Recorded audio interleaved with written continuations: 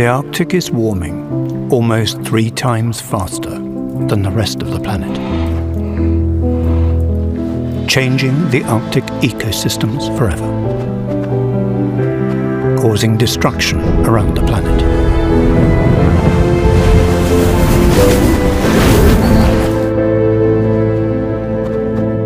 Once Arctic ice melts, we can't get it back. We can't negotiate the melting point of ice. World leaders must take immediate action to keep 1.5 alive.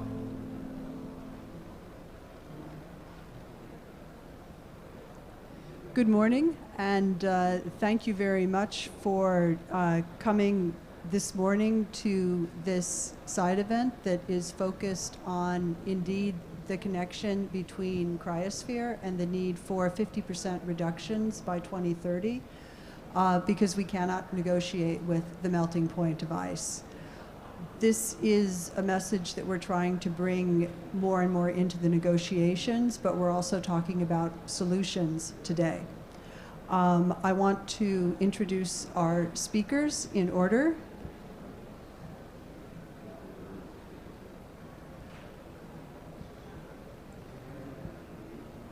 We will have Martin Sommerkorn, who is an IPCC SWARC coordinating lead author. Yuri Rogeli, who is a multiple IPCC author, but in particular in this connection, coordinating lead author for the special report on 1.5 degrees. Ryan Wilson of Climate Analytics, who has been engaged in the past year in analyzing countries in terms of their commitments, whether they are on a 1.5 pathway or not. Kirsty Berg of the Scottish Government, Director of Energy and Climate Change, to talk about Scotland's NDC. We were quite pleased to welcome Scotland to the 50 by 30 coalition earlier this week. And joining us shortly will be Sandrina Dixon of the Club of Rome. So Martin, I will turn it first over to you.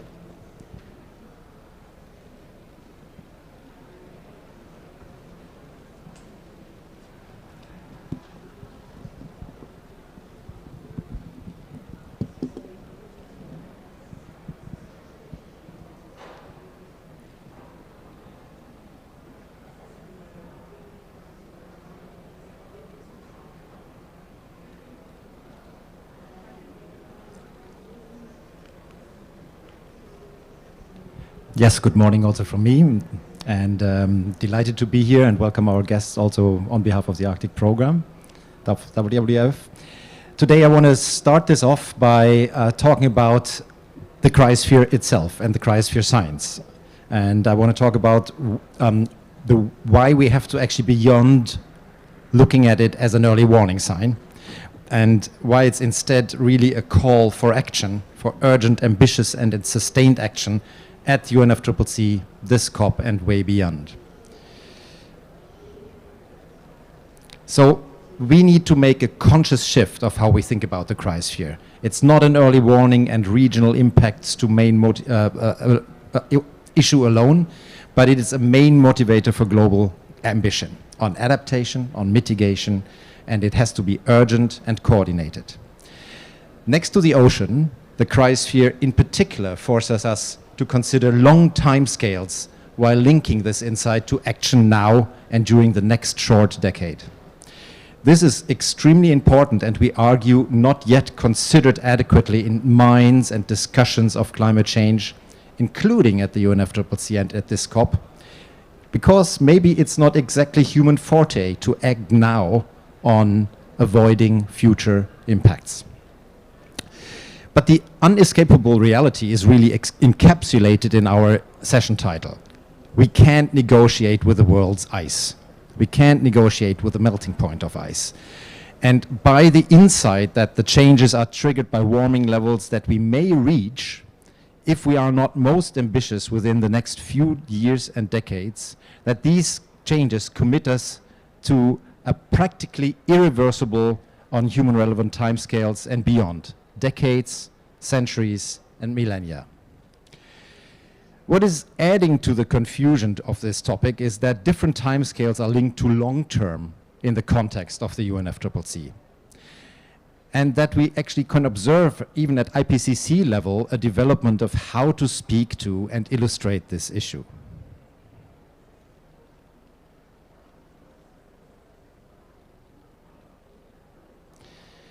So let's reflect on the science in this special report on oceans cryosphere for a while. What you see in front of you is an illustration, an image, and I would like you to look at it like that. What you see are several elements of the cryosphere. We are looking at ice sheets, glaciers, the permafrost.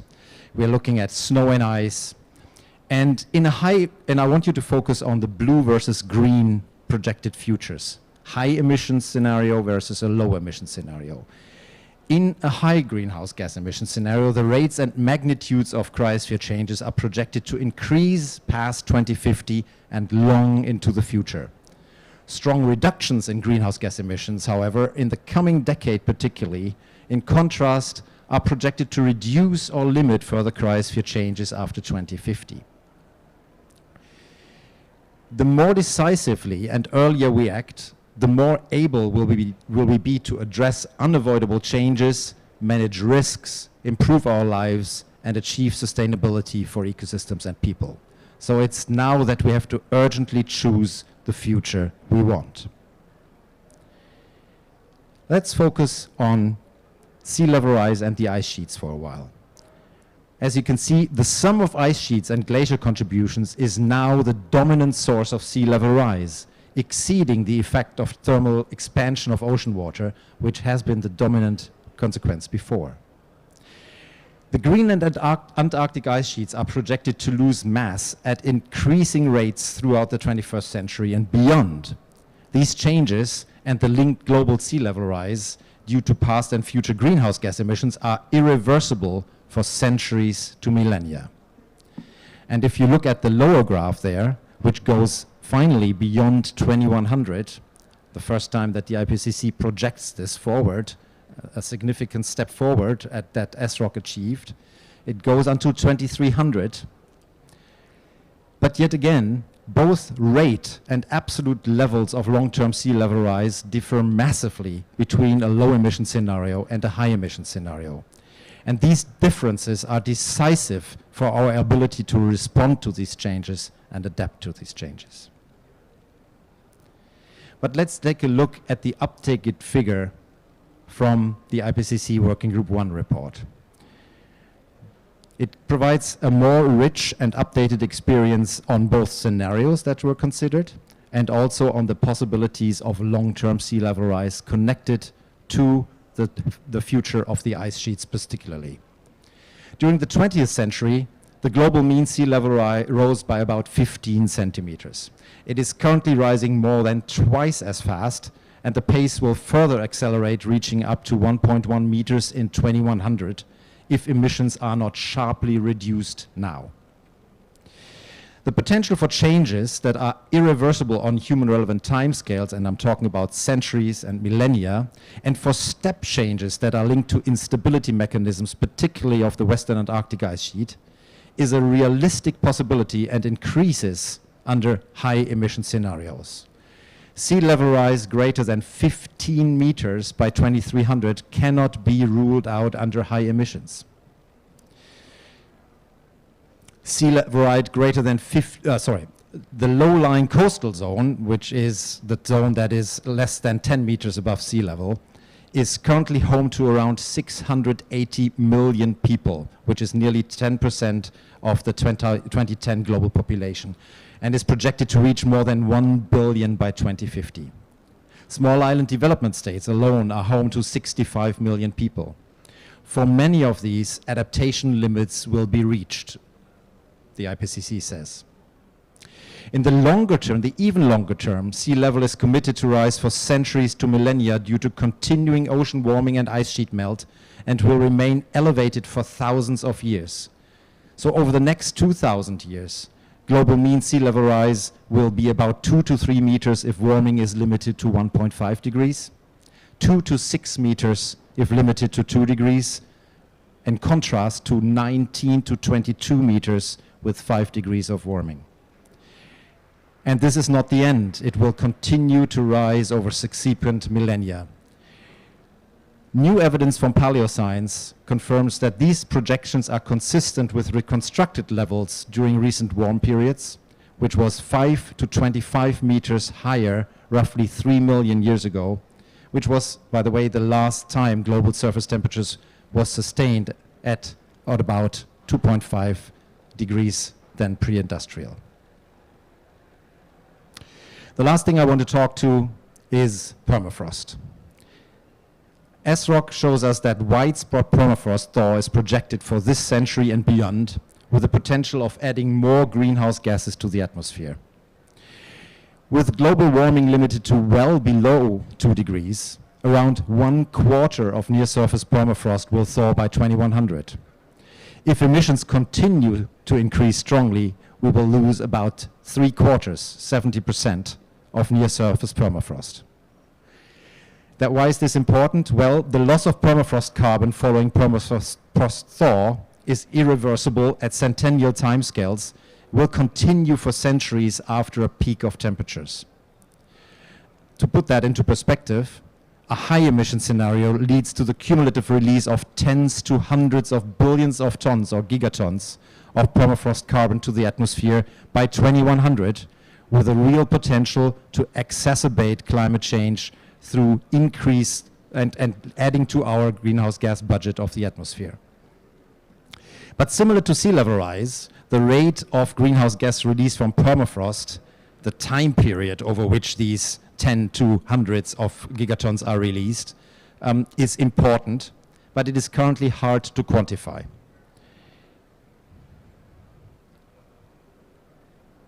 So I hope I picked two issues from the Cryosphere that shows that our action in this critical next decade at the UNFCCC and here at the COP must consider both the rates, the thresholds, and the endpoints of cryosphere change and the impacts that come with these.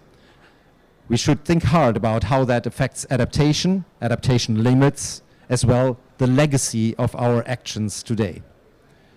The good news is that instruments and tools exist to make that happen. The NDCs, the global stocktake, the second periodic review of the long-term temperature goal, and others. But they need to heed the messages from the global cryosphere.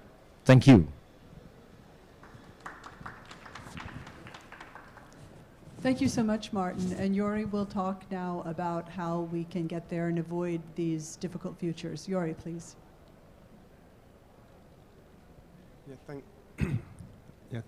Thank you, Pam. Thank you, Martin, for this introduction. So Martin gave a really impressive overview about the differences in cryosphere impacts that are expected between a pathway where we don't abate our carbon dioxide emissions and one where we limit warming to 1.5. So in the couple of minutes I have to share with you, I want to look at how these global pathways to limit warming to 1.5 actually look like and what they imply. And here I will be drawing on the assessment of the 1.5 degree special report on 1.5 that was published in 2018. Starting at the global level and with global emissions, this is a figure of the summary for policymakers of the 1.5 degree report that shows in blue all pathways that limit warming to 1.5 degree with no or limited overshoot. And they show a few key characteristics, all of them. You can see that there is some variation, but there is also some key characteristics. And the first key characteristic is that over the next decade, by 2030, there is a robust declining trend in global carbon dioxide emissions. Emissions are reduced by 40 to 60% in those pathways relative to 2010 levels, so roughly a 50% reduction by 2030 if you look, if you take just the middle of that range. By 2050, highlighted with the B in the graph here, all these pathways reach net zero carbon dioxide emissions. Net zero greenhouse gas emissions, where we add methane and nitrous oxide, are reached also during the second half of the 21st century, about 2 decades later at a global level. Now, these are massive changes. How can they come come about. I don't have time to go into all the technical detail, but I want to highlight some of the high-level messages that the IPCC came out with, and that are just important to keep in mind here, just also to show that this is a big challenge. The IPCC highlighted that holding temperature to 1.5 degree needs rapid, far-reaching changes on an unprecedented scale. Now, that is a bold statement. It's also relatively vague, but each of those bolded terms there have a particular meaning for the IPCC. The first, rapid, means that within the next decade we need to see reductions. By 2030, we need to see a clear halving of global emissions to keep 1.5 degree within the realm of the possible. And the simple reason for that is that the carbon budget that is left for us to limit warming between 1.5 is very limited. If we don't start reducing our emissions today significantly, we will just have emitted the carbon budget by 2030, and we will have closed the door on 1.5. Then far-reaching. Far-reaching means that we need actions in all sectors. We need to change the way we produce our energy. We need to change the way we use our land for agriculture or for other uses, for forestry. We need to think about how we move around, how we design our cities, how we design our buildings. We need to reinvent that. And finally, we also need to think about how many products we use and how we produce them.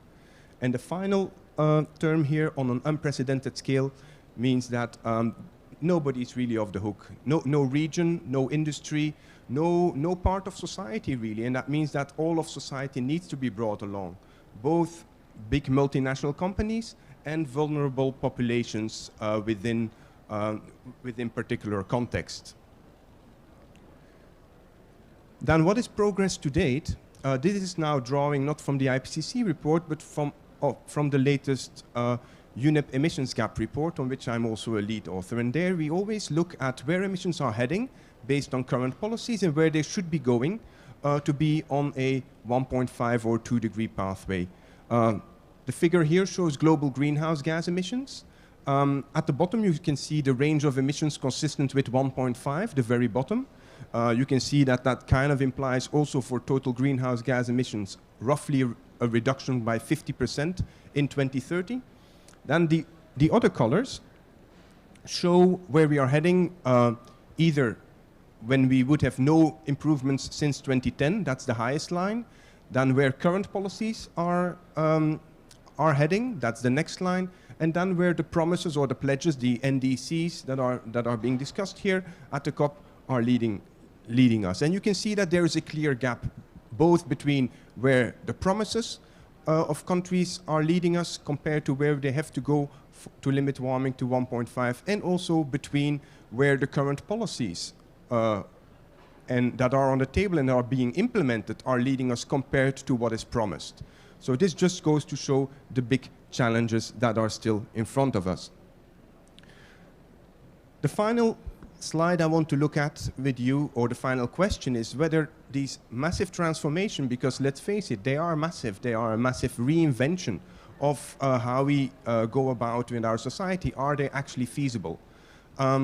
We were actually asked that particular question for the 1.5 degree report in 2018.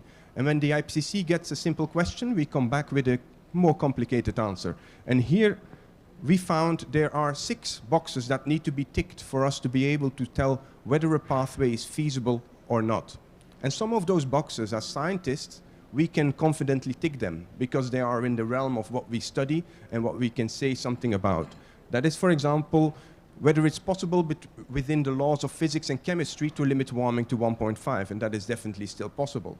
Whether within the carrying capacity of our lands and the surface of our planet, whether we can do it, and that is still possible. We also know that we have the technologies. We also know that it is actually not that expensive and that it is economically feasible. So those are 4 boxes that as scientists we can easily tick.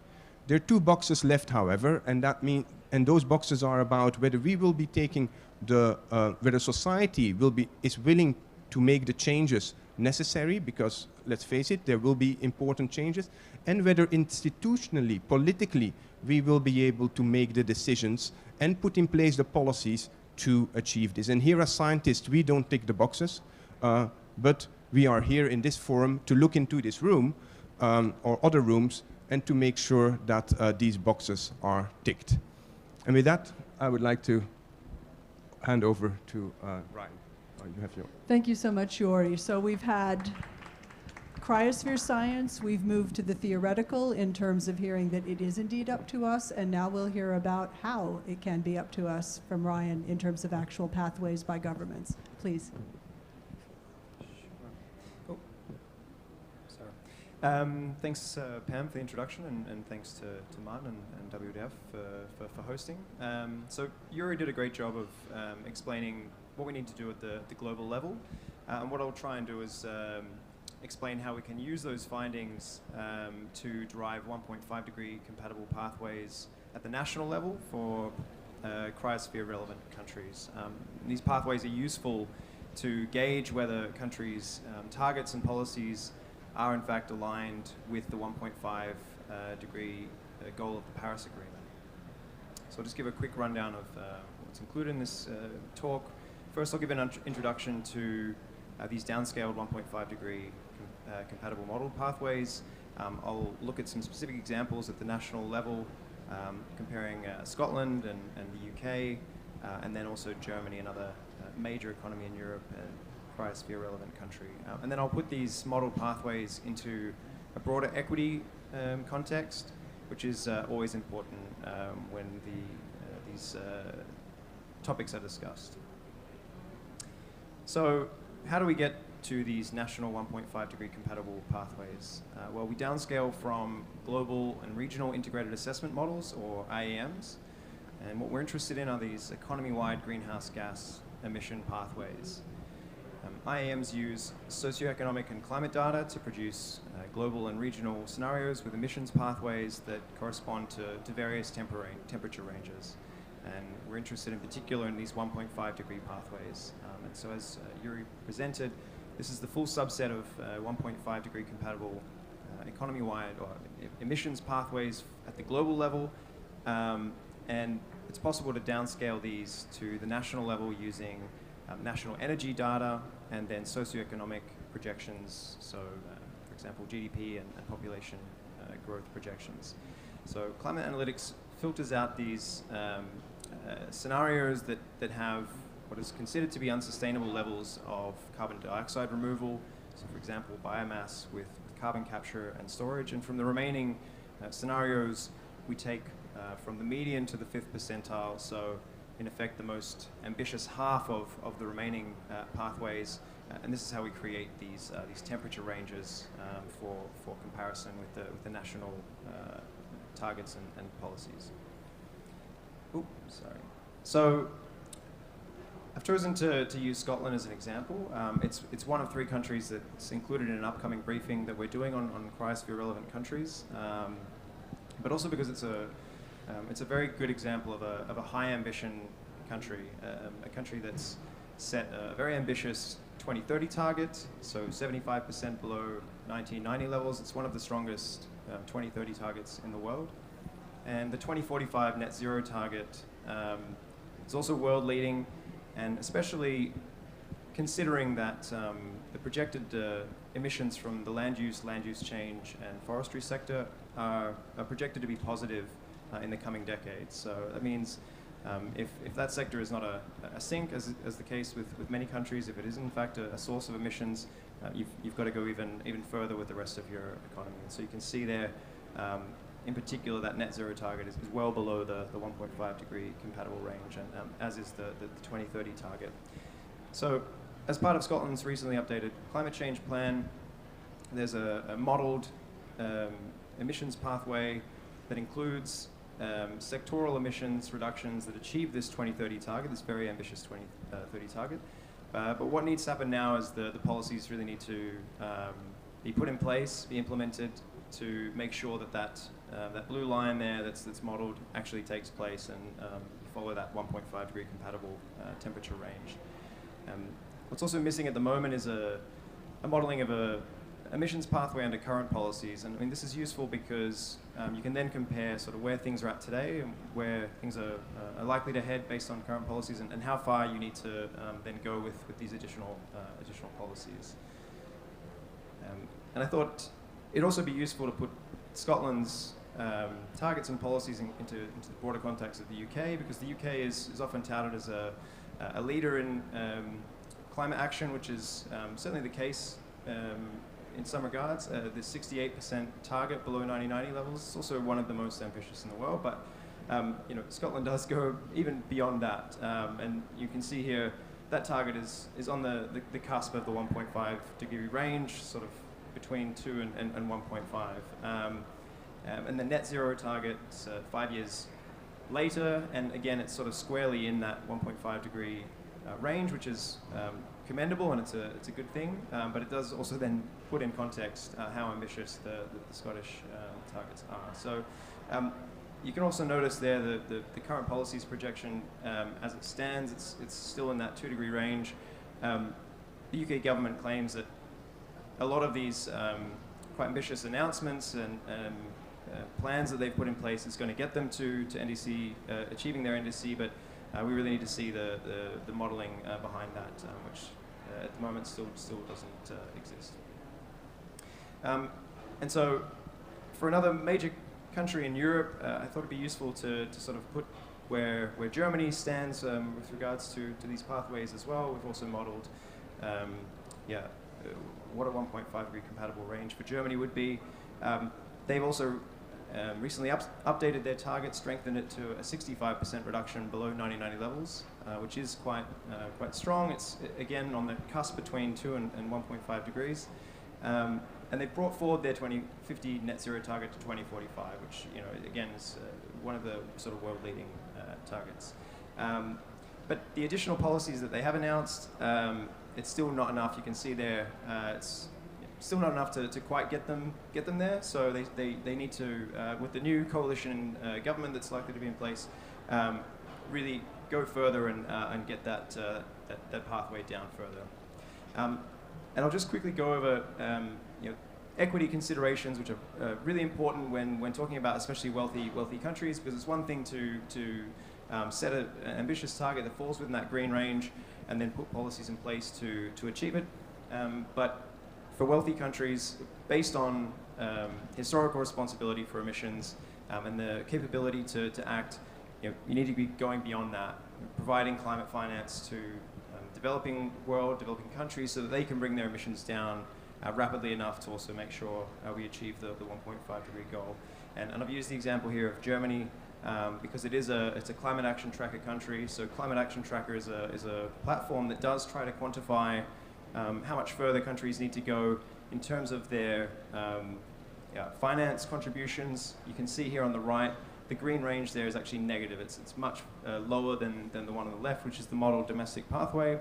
And that difference basically needs to be made up with finance. And so you can see the sort of the level of finance needed and the extent to which rich countries do really need to step up and be providing that finance. So the crucial element there. Yep. So I think pass along to. Yep. Thank you so much. So from the analysis to a specific example, and Scotland is leading really within the 50 by 30 coalition in terms of its policies. So please tell us more. Okay, thank you very much. So first of all, on behalf of the Scottish Government and the people of Scotland, I want to say welcome to Scotland and welcome to Glasgow. I have to do that, and I always feel excited. We've been, preparing for a long time for this conference, and it's so good to be here. So Scotland is not an Arctic nation, but we are the closest non-Arctic nation, I believe. And Glasgow is, I think, the northernmost city to have the privilege of hosting a COP conference. Our other sort of Arctic statistic is that I believe Shetland, our most northern islands, is actually closer to the Arctic than it is to London, although we've obviously got close connections to the UK. So there you go. So my colleague here has already talked quite a bit about what we are doing in Scotland, but I thought I'd say a little bit around our legislative framework, which is quite interesting. We've got really, really tough targets, and you've touched on these already, and then say a bit about our climate change plan. So in Scotland, we have got a net zero target for 2045. That's 5 years earlier than the UK as a whole. And that primarily reflects some of our natural resources. So we've got a lot of peatland that can take carbon out of the atmosphere. We've got a lot of land for growing trees. And we've also got very significant carbon storage potential in the North Sea. And I know that is controversial in some sectors, but our independent advisory board, the Committee for Climate Change, has said that needs to be part of the net zero solution. We've also talked about Scotland's very ambitious 2030 target, so 75% reduction by 2030, which, as you said, I think is one of the most ambitious near-term targets in the world. We've interestingly, and I think fairly uniquely in Scotland, also got annual emission reduction targets. Now, as a government official, I will admit that is really tough.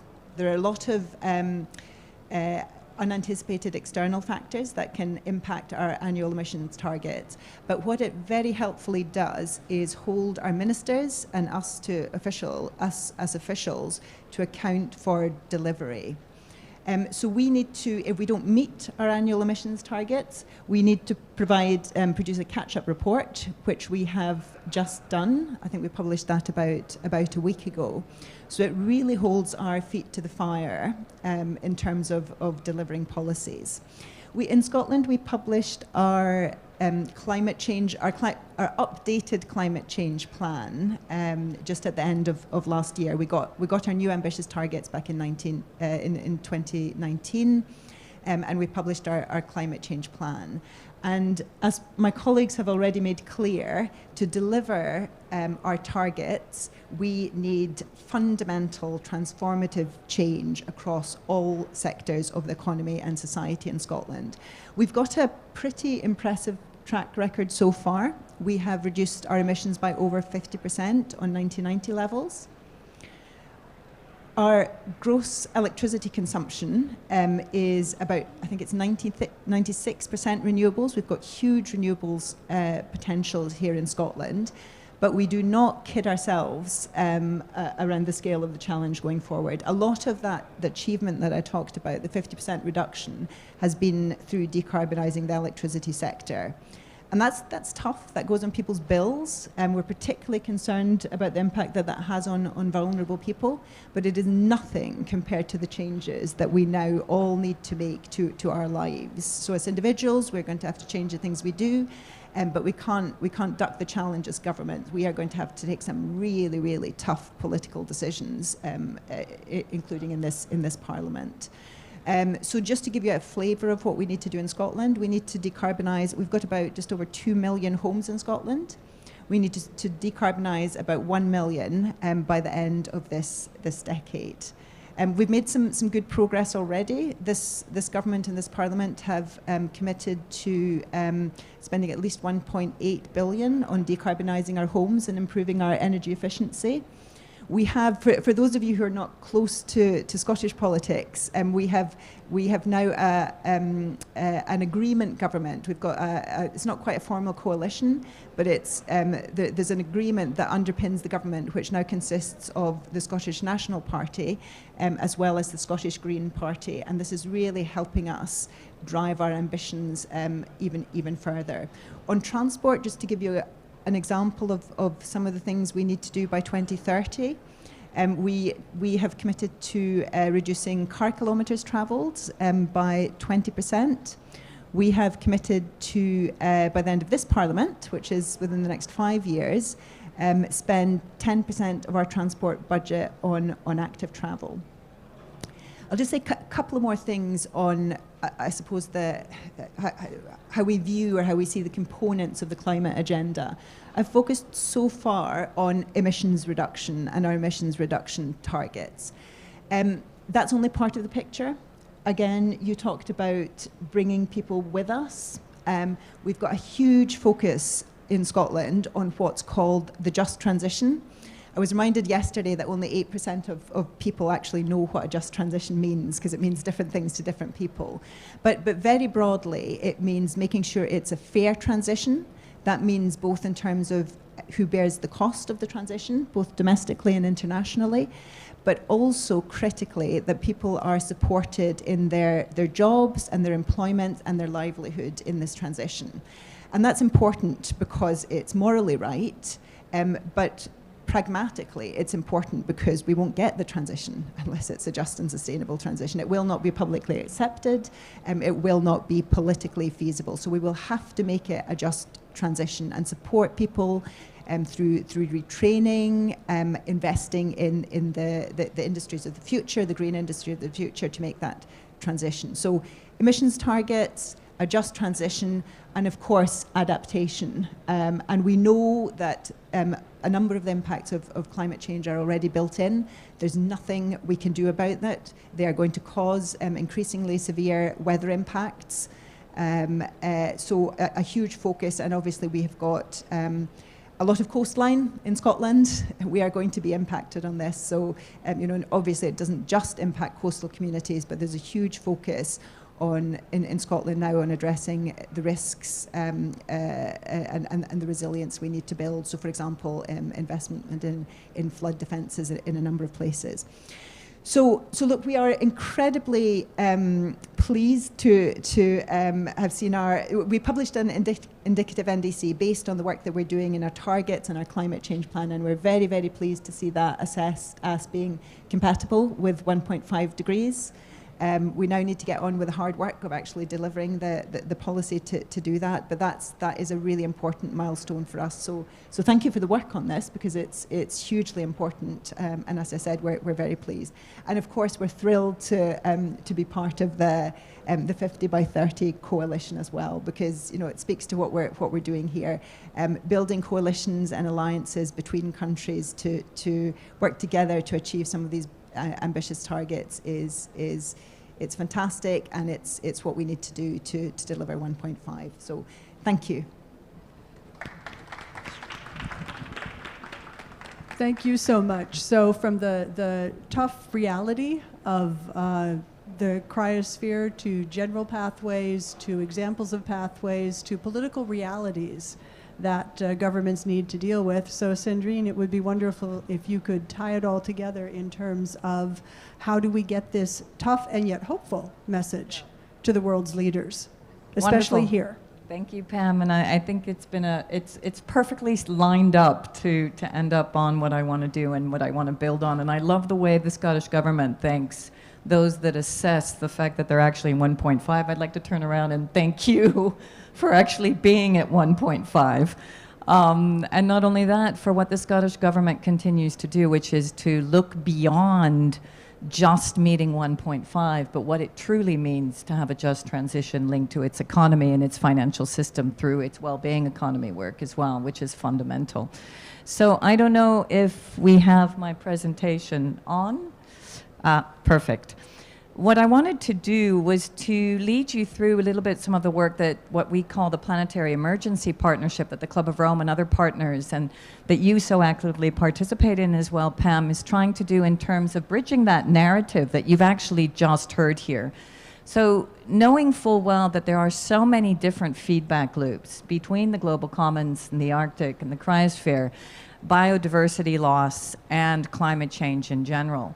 And then taking that into consideration when we started already 3 years ago, thinking about, well, this pretty much means that we're in a planetary emergency. When we're in a planetary emergency, and that's why we developed our planetary emergency plan, you have to work with governments, but also all parts of society to understand what does emergency actually mean. So first of all, declare an emergency, but secondly, how do you shift from declaring emergency into emergence?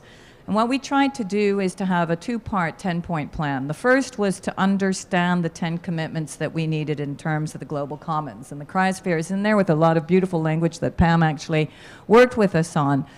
To understand that we need to protect the cryosphere, We need to participate inclusively into our 50 by 30 pledges, but we also need to look at the role of forests. We need to look at the role of peatlands. We need to look at so many other global commons and how can we protect those global commons. And I was honored enough yesterday to be able to chair actually the World Leaders Summit, where many of you may have heard the unbelievable declarations that were made in terms of forests. I mean, this is the first time that we have such a comprehensive set of pledges and also funding.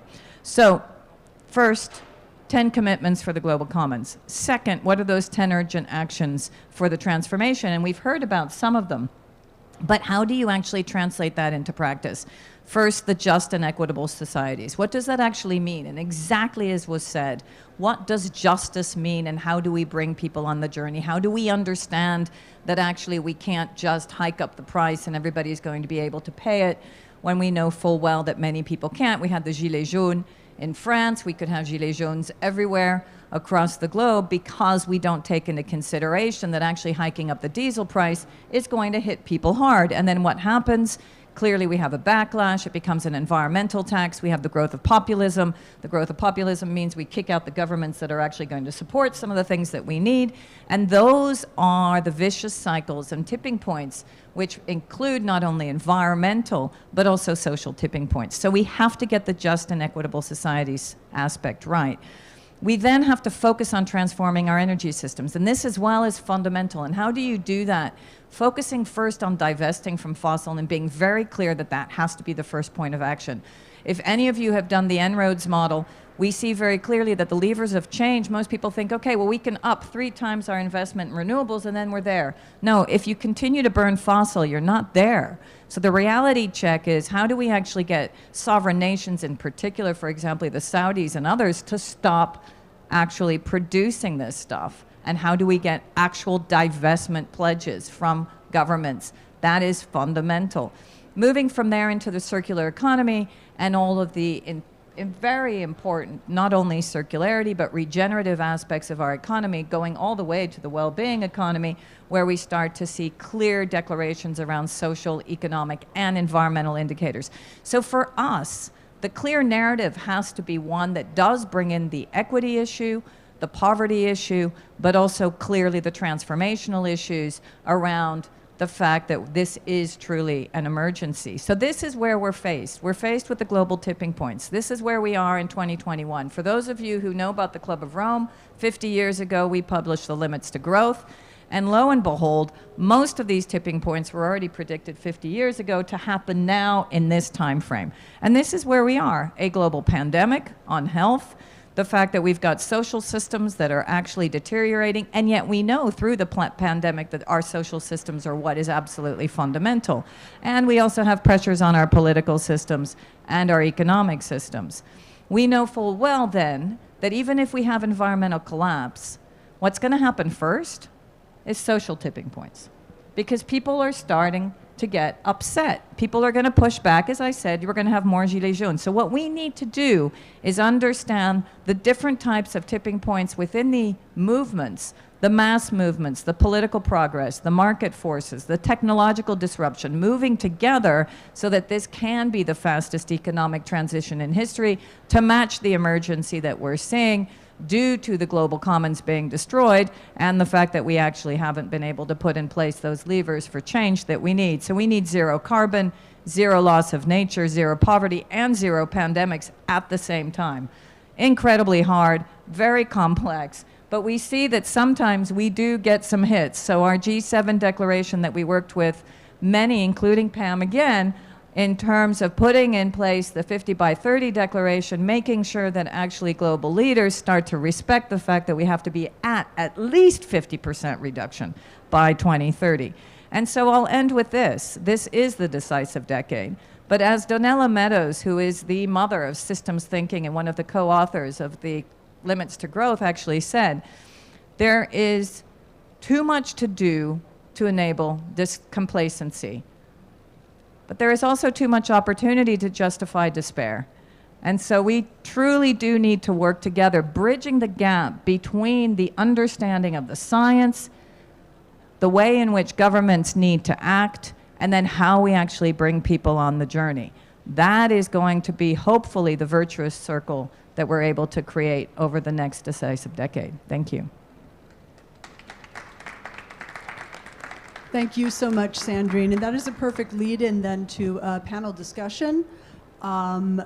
My organization, the International Cryosphere Climate Initiative, has just published a State of the Cryosphere report. We plan to put that out every single year as a benchmarking exercise to say how close we're getting or how far we're getting from these long-term thresholds that will be a very long tail of climate change.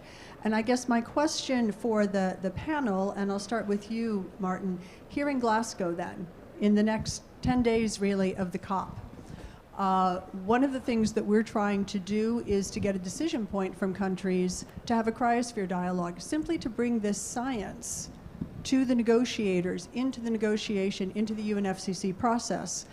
The challenge, as Sandrine put it, in many ways, is that we have a very long-term impact. To avoid it, we need short-term action. How do we put those two things together? So Martin, want to take it first? Yeah, thank you. I'll start. I think there's lots of things we can say on that. I think this is an essential point. Some of it is actually in the corridors and in the negotiating rooms already. Seems to be commitment for 1.5 growing everywhere. But it is actually for 1.5, for reducing emissions by 50 by 30, by decarbonizing by mid-century. We hear talk about that. But there is a critical distinction between the pledges and the policies.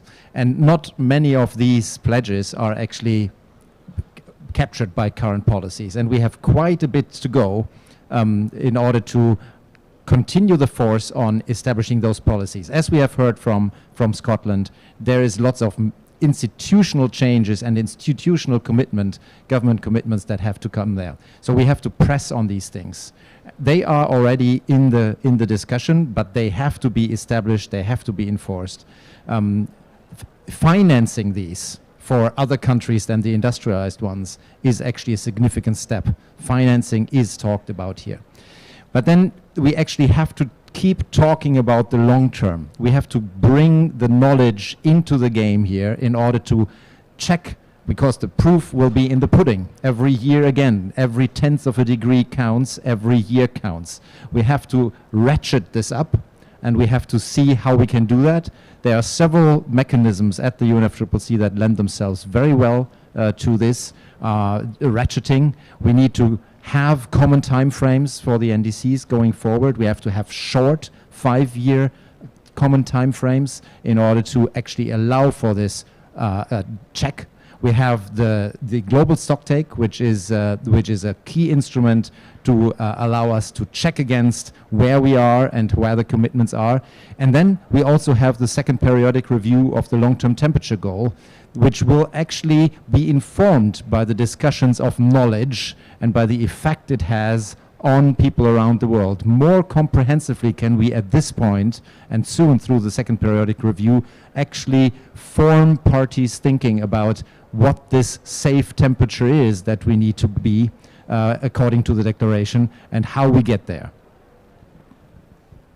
Thank you, Martin. Other comments on this? I'll note also the climate vulnerable countries are calling for this to happen annually. In other words, countries need to come back every year. We have an emissions gap report that is put out every year. The State of the Cryosphere will be put out every year.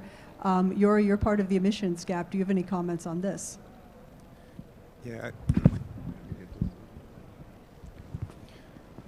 Yes, we see the pledges that we will see this year will probably at the global scale not yet be enough. We hope they will be an important step in the right direction, but not yet enough. And that's why these regular updates and regular opportunities for countries to reconsider and strengthen their pledges are important. I don't want to repeat what Martin has said, but add one additional concept here is that even doing great on mitigation doesn't take away the absolute need to focus on adaptation and resilience.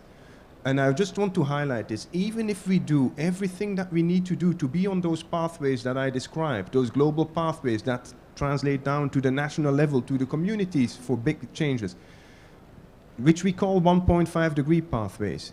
Even if we do everything right there is a 1 in 10 chance that warming will actually end up above 2 degrees because of the uncertainties in the climate system. Well, today we are at 1.2 degrees. You have to look around and see what kind of world and impact we already see. This will increase. 2 degrees will be already much more. So we also need to prepare. Together with reducing our emissions, we need to prepare for those changes that will happen or might happen, even if we do everything that we thought was necessary. Thank you so much. Sandrine, you had a comment. We also have a question that you might want to address, which is whether it might be legally feasible for the EU, in particular, to ban imports from oil and gas producing countries. So you might want to address that as well. Yeah, absolutely. Well, first of all, I think the EU should stop producing oil and gas itself. And I think the beauty of it is that at least the EIB, which has now declared itself the climate bank, has also agreed to divest as of this year. And I was very actively involved in helping make that decision.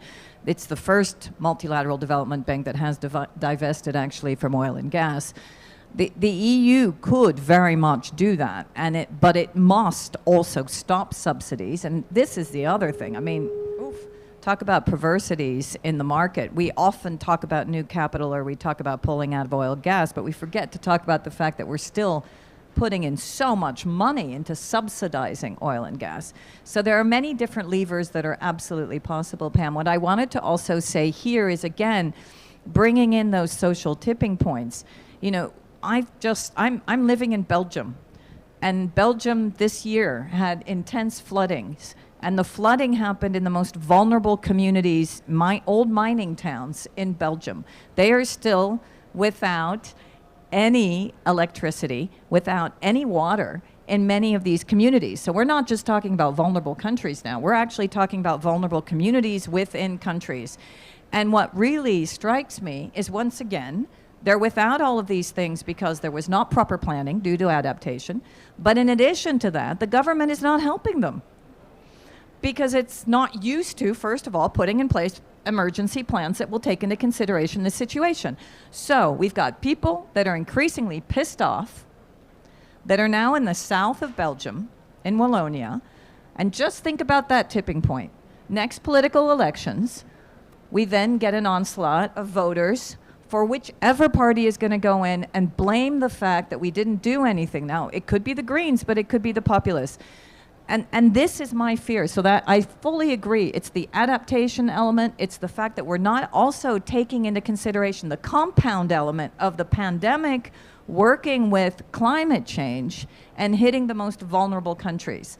So that systemic impact that is not taken into consideration by governments, except for some that are showing leadership, like Scotland, in many ways. One is to directly speak to citizens about the difficulty of leading through a pandemic. There were so many moving shots of the First Minister when she actually cried on stage and indicated that she felt as bad as her citizens. We need to change the discourse so that leaders actually start to speak to their citizens and enable that conversation around, it's going to be tough. Complacency is not possible. We are going to hurt. We're going to go through pain, but we can do this together. That level of honesty is fundamental. Otherwise, we're never going to get this done. Thank you so much. We have time, I think, for maybe 30 seconds from each, and I think we'll go in opposite direction this time. So, Sandrine, if you have another 30 seconds. I think I've just said my piece. She's definitely said her piece, yeah. So, please. So I suppose this is working now. So I suppose a couple of points from me. I do think it's important, so speaking as on behalf of the government, that our feet are held to the fire, as I said earlier. And I think the points you made about regular monitoring, yet regular assessment, we are going to have to do more, most likely, after COP, in terms of all countries' plans for meeting 1.5, but also monitoring what's happening. So that's point one. Second point is, I think the focus has to be on concrete delivery. So the monitoring has to move a little bit away from plans to actually monitoring the difficult policies. Are governments putting these in place. And I say that with a bit of trepidation because I know, my ministers and us as officials will have to do that, and it is very, very tough. I'd like to end on a note of optimism, actually. And it's around, some of the changes that are happening in the economy, some of the announcements that's been made already here at COP. You touched on what we can do in the EU. So I am quite heartened by the commitment around standards in a number of industries. So, for example, steel and electricity. These things are really hard. They will take time, but they will make an absolutely fundamental change to the world economy, to the products that we consume. Likewise, the EU is seriously talking about carbon border adjustments. These are the kind of things that will make a really big difference. And you see, for example, in electric vehicles, where the tough regulations have gone in, supported by financial incentives, the market will follow. So I'm cautiously optimistic. Will it be fast enough? I don't know, but I think there's real reason for optimism on these areas. Thank you. Yeah, so I think I'll touch on two main points. The first being that, as I mentioned in my presentation, it's one thing to set an ambitious target, but putting the policies in place, but not just putting the policies in place, also showing that those policies are sufficient to meet your target. So robust modeling, the government making sure they put the resources into demonstrating to the public that what they're doing is sufficient. This is really crucial for accountability. And the second thing I would say is, again, touching on the finance issue. So a lot has been talked about the $100 billion finance goal, and it looks like by 2023, perhaps we're going to reach that goal, but we need to go far beyond that, actually. Up to double or 4 times that amount over the coming years and decades. So really sort of that focus on making sure you're doing enough as a wealthy country domestically, but really stepping up to the plate and making sure that countries that don't have the resources to avoid that carbon-intensive development path that wealthy countries have taken, and they can develop themselves and skip that. That's really key. Yeah, I'll keep it short. I already shared some thoughts before.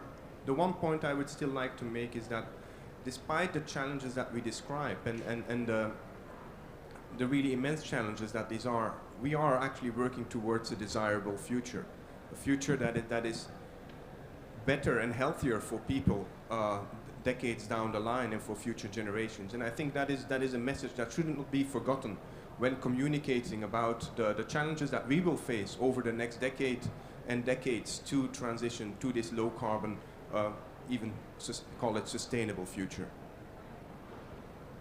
Thank you. And that, Jori, is a perfect lead over to what I wanted to add, what we haven't talked about so far, also a message of positive. If we succeed with this agenda and limiting temperature, we have the help of nature. We have the help of nature because it adds to our ability to mitigate the greenhouse gases in the atmosphere, and it helps us to adapt. And these at levels of 1.5, nature is our friend. We can empower that friend, and that's the desirable future that we all want to embark upon. So nature-based solutions are part of the whole game, and we also seek as WWF for the UNFCCC to embed this into the decision of this COP. Thank you. Thank you so much, Martin. That's a good point to end on. And we appreciate all of the speakers. We appreciate Martin especially bringing the message of Cryosphere, because of course there comes a point where nature is no longer our friend if we go above 2 to 3 degrees. We have to work with nature, and we cannot work against the cryosphere because, again, the 50 by 30 motto, we can't negotiate the melting point of ice. So thank you to the audience online, as well as those of you who are here in Glasgow, and have a good rest of your day. Thank you all.